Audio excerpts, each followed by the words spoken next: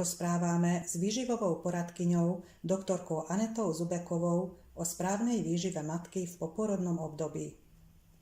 Aké jedlá sa odporúčajú konzumovať po pôrode? Strava matky po pôrode a počas dojčenia má byť bohatšia a výdatnejšia, a to znamená, že má obsahovať čerstvé ovocie a zeleninu bohatú na energiu a ľahkostraviteľnú. Čo je vhodné zaradiť do jedálnička na podporu trávenia, aby vyprázdňovanie nebolo bolestivé? Je dôležité, aby strava obsahovala obilniny, zeleninu, ovocie, ako napríklad zrelé jablká, marhule, banány, ale treba brať do úvahy možnú precitlivosť dieťaťa a neskorší vznik alergií v období dojčenia. Citrusové plody a iné cudzie ovocie by sa nemali konzumovať. Ďalej, čo je odporúčané konzumovať, sú mlieko a mliečne výrobky, chudé mäso, ako napríklad telacie, bravčové, kuracie, morčacie a ryby. Dôležité je dodržiavať správny pitný režim, približne 2,5 litra tekutín denne, dostatočný príjem tekutín a vhodná racionálna strava umožňuje správne a nebolestivé vyprázdňovanie matky po pôrode a počas dojčenia. Aké potraviny sú vhodné na podporu tvorby mlieka? Mnoho mamičiek túži dojčiť čo najdlhšie. Nie vždy je to však také jednoduché a úspešnému procesu treba často napomáhať rôznymi technikami. Od častého prikladania k prsníku, pitia dostatočného množstva vody, vhodných bylinkových čajov a nápojov, cez čo najviac oddychu a čo najmenej stresu, až po prispôsobenie jedálneho lístka aktuálnym potrebám. Na každého však platí čosi iné. Ktoré potraviny vám môžu pri tvorbe a podporu tvorby materského mlieka byť nápomocné? Jedná sa o ovsené vločky. Ovsené vločky sú výborným zdrojom vlákniny a môžu vám pomôcť pri tvorbe materského mlieka. Dopriať si preto každý deň výdatné cereálne raňajky je pre vás výborný nápad práve v tomto období. Zároveň má ovoz úžasnú schopnosť znižovať hladinu cholesterolu v krvi a pomáha regulovať krvný tlak, čo po pôrode určite oceníte. Ďalej je odporúčaná mrkva. Mrkva obsahuje ohromné množstvo beta-karoténu, ktorý napomáha laktácii. Je tiež zdravým zdrojom sacharidov a nadopuje vás draslíkom. Môžete si z nej pripraviť chutnú polievku alebo sa do nej zahryznúť len tak namiesto sneku z rafinovaného cukru. Ďalšou potravinou je zázvor.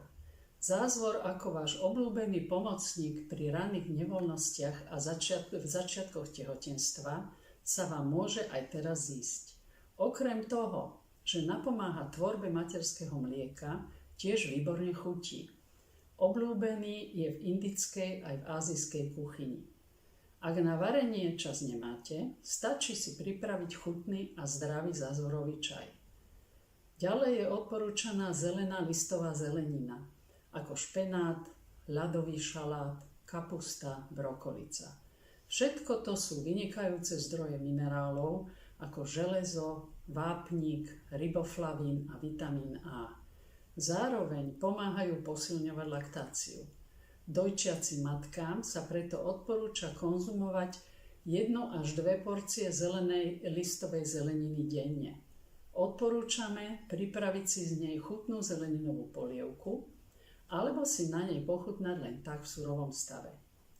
Ďalej sú to strukoviny, najmä šošovica. Strukoviny ako napríklad červená šošovica sú bohatým zdrojom bielkovín, železa a vlákniny.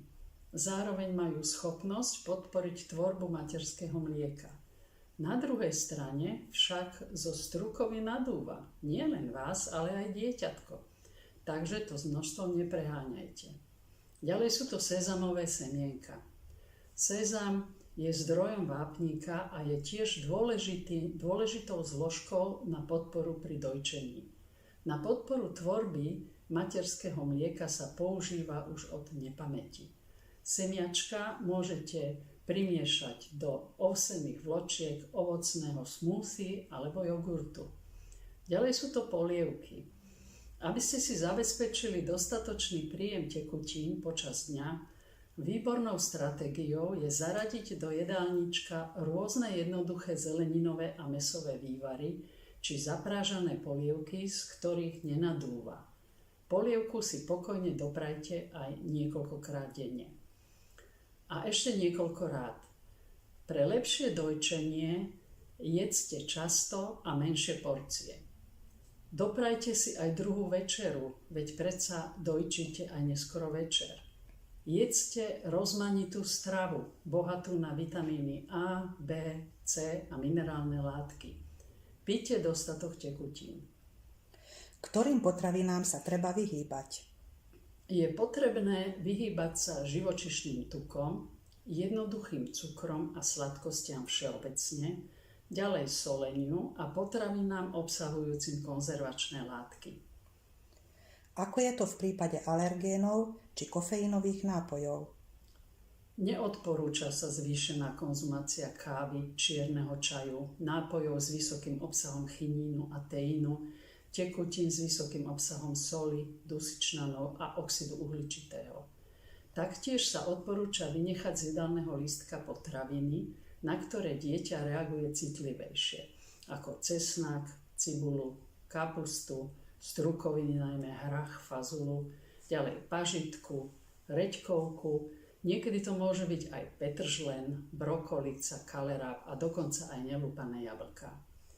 Nevhodné sú alkoholické nápoje a fajčenie, lebo alkohol a nikotín prostredníctvom materského mlieka môžu následne poškodiť zdravie novorodenca. K tomu, aby dieťa sa vyvíjalo zdravo a dostalo kvalitné materské mlieko, tak matka by mala dodržiavať všetky pokyny a odporúčania, čo sa týka zdravého životného štýlu. Ďakujem